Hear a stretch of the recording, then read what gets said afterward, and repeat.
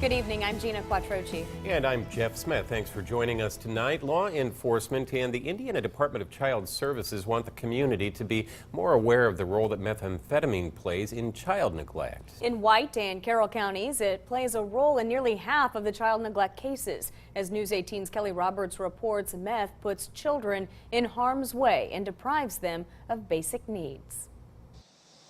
A drug addict cares only about one thing. According to Carroll County Sheriff's Major Tobe Lesenby, that one thing is themselves. Once they're deeply involved with this drug, unfortunately, it's strictly about them, and how they can get that extended high. And when an addict is only focused on themselves, their children go unattended. It is something Lesenby and the Indiana Department of Child Services have seen too much of over the last 10 years since methamphetamine has grown in popularity.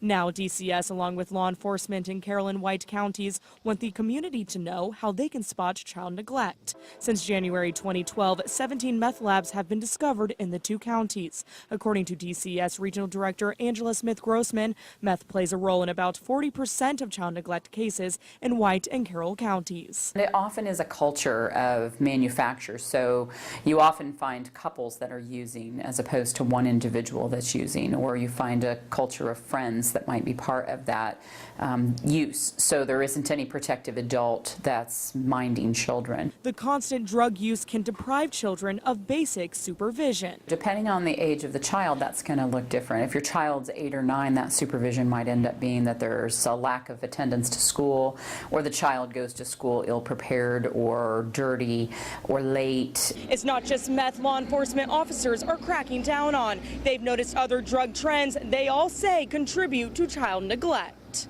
Involvement with heroin in the area, synthetic marijuana and synthetic drugs.